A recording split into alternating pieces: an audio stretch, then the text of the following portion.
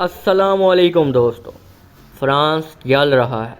जैसे कुछ सालों पहले अमेरिका में जॉर्ज फ्लिड को जालिमाना तरीके से मारा था, ऐसा ही कुछ फ्रांस में भी हुआ है। पुलिस ने एक 17 साल के लड़के को मारा और प्रोटेस्ट शुरू हो गए। प्रोटेस्ट रॉयट्स में कब बदल गए पता ही नहीं चला।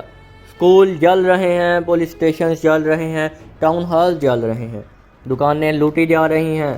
दोस्तों, द इंडियन एक्सप्रेस वे के मुताबिक अब तक 1000 लोगों को अरेस्ट किया जा चुका है।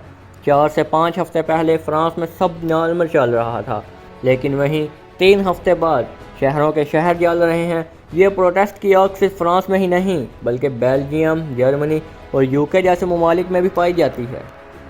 आखिर हो क्या रहा है? कैसे वेस्टर्न कल्चर डेंजरस बन रहा है? आइए जानते हैं एग्जैक्टली हुआ क्या। नेहल मार्जूक एक अल्जेरियन और मराकेश डिसेंट का 17 साल का लड़का था जो एज अ डिलीवरी बॉय काम करता था। एक दिन वो फ्रांस के शहर नांत्रे में एक मर्सिडीज़ कार में बस लेन में चल रहा था। आपको बता देते हैं कि फ्रांस में बसेस के लिए अलग लेन होती है और दूसरी कार्स को जाना अलाउड नहीं होता। ये लेन्स खाली होती हैं और जिन्हें रूल्स तोड़ने होते हैं वो जानबूझकर इन लाइन में घुसते हैं। ऐसे ही एक बस लेन में 2 पुलिस ऑफिसर्स ने नेहल की कार को जाते देखा और उसे रुकने के लिए कहा, लेकिन वो रुका नहीं। पुलिस ने कुछ मिनटों तक उसका पीछा किया और हैवी ट्रैफिक में उसे गाड़ी रोकनी ही पड़ी। बीबीसी के मुताबिक मर्सिडीज़ कार की नंबर प्लेट पोलिश यानी पोलैंड का रजिस्ट्रेशन नंबर थी। फिर पुलिस ऑफिसर और नेहल के बीच कुछ बातें हुई, लेकिन नेहल रुकने के लिए तैयार नहीं। पुलिस ऑफिसर ने उसे डराने के लिए उस पर गन तानी। गन देकर नेहल ने ज़ोर से एक्सेलेरेटर दबाया और तभी पुलिस ने गोली चला दी। नेहल की मौत हो गई। अब यहाँ 2 नैरेटिव्स बनते हैं। पुलिस का कहना है कि वार्निंग देने के बाद भी नेहल रुका नहीं और उन्हें लगा कि वो किसी पर गाड़ी चढ़ा देगा, तो उन्होंने उस पर गोली चला दी। लेकिन आई विटनेस कहते हैं कि पुलिस ने पहले नेहल को मारना स्टार्ट किया और फिर उसका पैर ब्रेक से उठ गया और गाड़ी चलने लगी। स्ट्रीट लाइट के पोल से टकरा गए। फ्रेंच पुलिस के मुताबिक नेहल का कोई क्रिमिनल रिकॉर्ड नहीं, लेकिन इसी तरह के एडवेंचर करने की आदत थी, इसलिए उसे एक बार जुवेनली कोर्ट के सामने एक बार पेश भी होना पड़ा था। दोस्तों, ट्रैफिक रूल्स फॉलो करना हर सिटीज़न की जिम्मेदारी है, लेकिन ट्रैफिक रूल्स को ब्रेक करने पर किसी पुलिस ने सीधा किसी पर गोली नहीं चलाई। आप बताइए ये कितना ठीक है? दोस्तों, प्रोसिक्यूटर पास्कल पराचे कहते हैं कि किसी भी पुलिस ऑफिसर को वेपन फायर करने से पहले कंडीशंस क्या हैं ये देखना पड़ता है। कोई स्पेसिफिक क्राइटेरिया मीट होने पर ही वो गोली चला सकता है और ये क्राइटेरिया फुलफिल नहीं हुआ था। एज अ रिजल्ट जिस ऑफिसर ने गोली चलाई थी उसे हिरासत में ले लिया गया। उस पर होमिसाइड यानी मर्डर की इन्वेस्टिगेशन भी होगी। आपको क्या लगता है हमें कमेंट सेक्शन में ज़रूर बताएं। वायलेंट प्रोटेस्ट का सच। ये हुआ एक इंसिडेंट जो आपके लिए काफ़ी ट्रैजिक था। नेहल ने गलती की थी, लेकिन उसकी गलती इतनी बड़ी थी कि उससे मार दिया जाए। लेकिन इस बात से नेशनल आउटरीच क्यों हो रहा है? अब सिचुएशन ऐसी है कि प्रोटेस्ट सिर्फ प्रोटेस्ट नहीं रहे, उन्होंने राइट्स का वायलेंट रूप ले लिया है।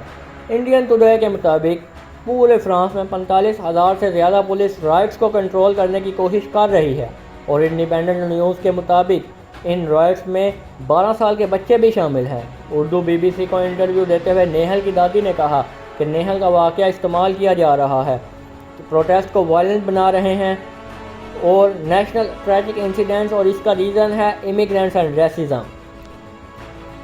अब यहाँ ये समझना इम्पोर्टेंट है कि विक्टिम्स अल्जेरियन और मोरक्कन मुस्लिम्स हैं। ये दोनों मुल्क फ्रांस की कॉलोनीज हुआ करती थी और बहुत सारे इमिग्रेंट्स यहाँ से फ्रांस में आते हैं। फ्रांस एक खूबसूरत मुल्क है बट अगली पार। जैसे ब्रिटिश ने सब कॉन्टिनेंट को कॉलोनी बनाया, वैसे ही फ्रांस ने अफ्रीका में कई कॉलोनीज बनाई। अब 21st सेंचुरी में कोई भी फ्रेंच सरकार उनकी पास में की गई गलतियां सुधारने के लिए इमिग्रेंट को वेलकम करती है।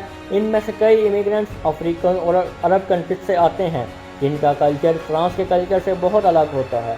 वर्ल्ड वॉर 2 के बाद फ्रांस ने अपने बॉर्डर्स कई कंट्रीज़ के लिए ओपन किए और कई मुल्कों से इमिग्रेंट्स को सहारा देना शुरू किया और आज फ्रांस का 10% पॉपुलेशन इमिग्रेंट पर मुश्तमिल है। 2020 में एक स्टडी के मुताबिक फ्रांस में 5 लाख इलीगल इमिग्रेंट्स हैं। फ्रांस के राइट विंग एक्टिविस्ट मानते हैं कि इमिग्रेशन की वजह से फ्रांस का कल्चर डिस्ट्रॉय हो रहा है और बाहर से आने वाले लोग फ्रांस में इंटीग्रेट नहीं होते। बाहर से कल्चर फ्रांस में जाता है और उससे क्लैशेस और क्राइम बढ़ते हैं। On the other hand immigrants कहते हैं कि वो रेशल टारगेटिंग का शिकार हो रहे हैं। जब किसी भी इंसान को उसका कलर या रिलीजन की वजह से डिस्क्रिमिनेशन का शिकार किया जाता है तो इसे रेशल डिस्क्रिमिनेशन कहते हैं। फ्रांस के अपने डाटा चार्ट के मुताबिक अगर कोई इंसान अरब या अफ्रीका से है तो उसे बार बार पुलिस की तरफ से तंग किया जाता है, मेंटली टॉर्चर किया जाता है। ऊपर से देखने पर लगता है ये सारा वायलेंस नेहल को सपोर्ट करने के लिए हो रहा है, लेकिन सोचने की बात यह है कि पुलिस ऑफिसर को अरेस्ट किया जा चुका है तो फिर ये सारा वायलेंस क्यों? मोर इम्पोर्टेंटली इतने सारे लोगों को उनका उठा रहे हैं। The reason is political, the protest culture. Now जब हम एक इंसिडेंट को लार्जर कंटेंट में देखते हैं तो तब उसकी गहराई समझ पाते हैं। अब थोड़ा रिवाइंड करते हैं 2005 में। 2005 में भी फ्रांस में ऐसे ही राइट्स हुए और तभी फ्रांस में इमरजेंसी अनाउंस करना पड़ी। सिचुएशन इतनी आउट ऑफ कंट्रोल हो चुकी थी और वो भी विक्टिम्स इमिग्रेंट्स थे और प्रोटेस्ट करने वाले लोग भी। फ्रेंच मीडिया ले मोंडे के मुताबिक अब फ्रांस में नए इमिग्रेशन लॉज आने वाले हैं जिनका ऑब्जेक्टिव है controlling immigration while controlling integration. इनमें कई सारे ऐसे पॉइंट्स हैं जो इलीगल इमिग्रेंट्स को कुछ राइट्स देते हैं, लेकिन कुछ ऐसे पॉइंट्स हैं जो उन्हें अच्छे नहीं लगते। इनमें से एक पॉइंट है डिपोर्टेशन। पहले इलीगल इमिग्रेंट्स को डिपोर्ट करने का प्रोसेस बहुत लंबा होता था। पहले इमिग्रेंट को 12 चांसेस मिलते थे अपील करने के, अब ये चांसेस कम कर सिर्फ 4 कर दिए गए हैं। पॉलिटिकल एक्सपर्ट्स कहते हैं कि इमिग्रेंट्स इस डिसीजन से नाराज़ हैं और नेहल का मर्डर बस एक बहाना है और लोग अपना गुस्सा राइट्स के थ्रू निकाल रहे हैं। ये बिल फ्रांस की गवर्नमेंट को ताकत देता है, एक अथॉरिटी देता है जिससे वो डिसाइड कर सकते हैं कि उन्हें किस तरह के लोग अपने मुल्क में चाहिए एंड मोस्ट इम्पॉर्टेंटली उन्हें किस तरह के लोग अपने मुल्क में नहीं चाहिए। अब फ्रांस में एक नया सिस्टम है जिसे कहते हैं इंटीग्रेशन कॉन्ट्रैक्ट। अगर किसी फॉरेनर को लॉन्ग टाइम के लिए फ्रांस में रहना है तो उसे फ्रेंच कल्चर सीखना पड़ता है, फ्रेंच कल्चर में मिक्स होना पड़ता है, जिसमें उन्हें कुछ सोशली इम्पोर्टेंट चीज़ें भी बताई जाती हैं, जैसे फ्रेंच नेशनल हेल्थ सिस्टम का एडवांटेज कैसे लिया जा सकता है, जो इमिग्रेंट के लिए काफ़ी हेल्पफुल होती है। दोस्तों, अगर आपको इस वीडियो में कुछ सीखने को मिला है तो वीडियो को लाइक कीजिए और चैनल को सब्सक्राइब कीजिए। Thank you.